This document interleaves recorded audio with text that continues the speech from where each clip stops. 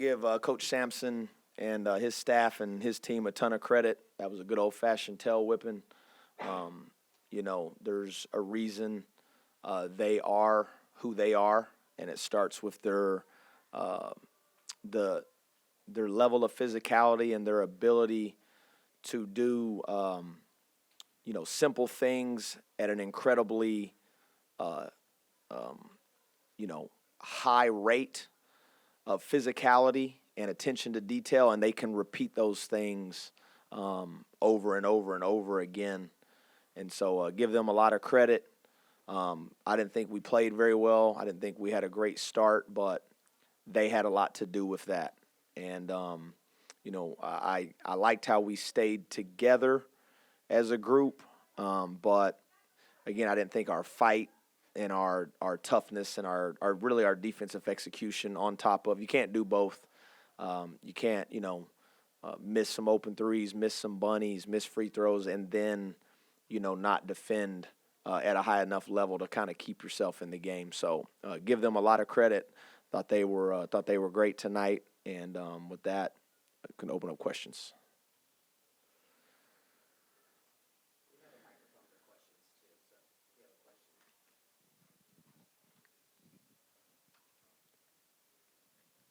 Coach, is what they do difficult to replicate in practice to prepare for it?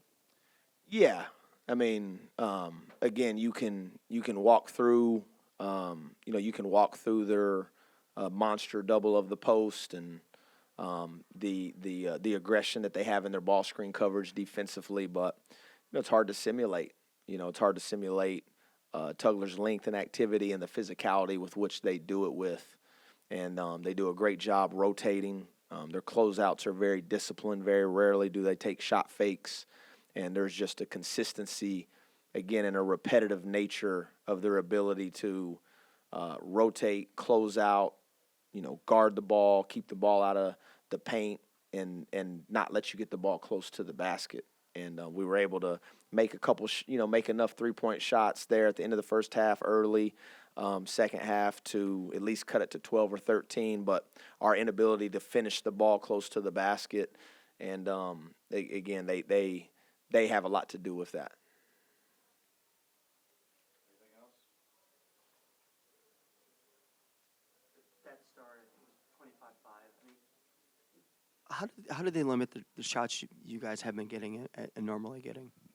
Yeah, again, I have to go back and look at it, and again, that's part of what elite defenses do.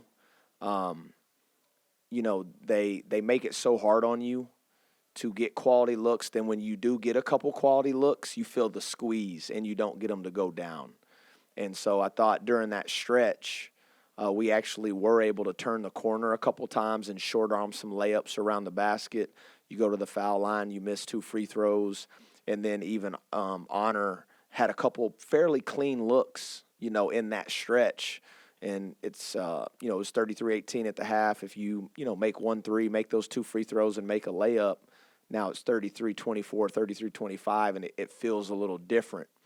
When you don't get off to the good start, then you kind of start feeling the squeeze.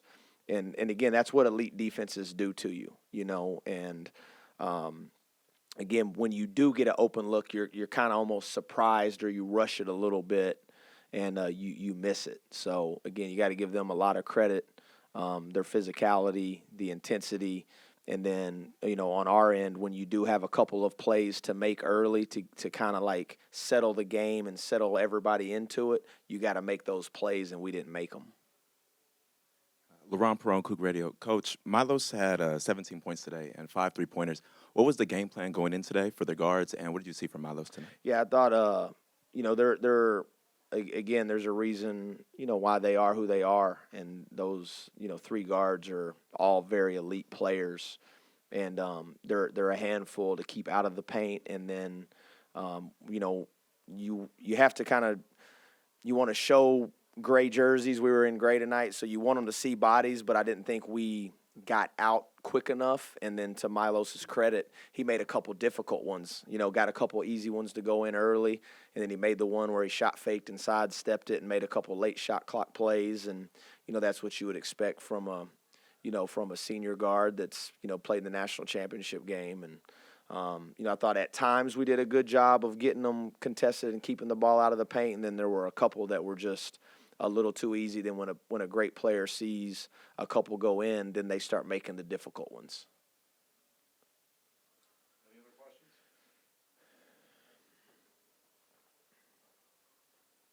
Coach, what do you want your players to take from this game?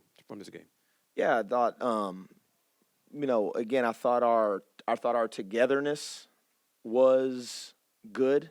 Even in the midst of a difficult game and difficult stretches, I thought our communication during huddles and timeouts was good enough. And you want to get to the, what you would like to get from a visual standpoint is if someone was just watching your team play, they wouldn't know if you were up or down just by judging your body language, your tight huddles and free throws, your collective togetherness.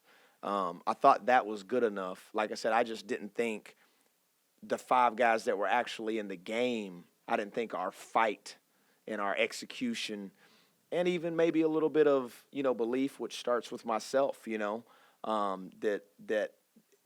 to come in here and win, is obviously very difficult to do. And you got to have multiple guys play very well, and we just didn't. And again, that's life in the Big 12. You get and again, that's what, in my opinion, makes what Coach Sampson and his staff and his players in this program has done is the consistency with which they show up night in, night out, and find ways to win regardless. They have a big win on Saturday at Baylor, and then they're able to replicate that time in, time out, and again, you look at some other teams, ourselves included, maybe you get a big win, and then you got to come out and do it again against another great team. And, again, you just saw the difference in like physicality and execution really from the jump. Coach, thank you. Thank you all.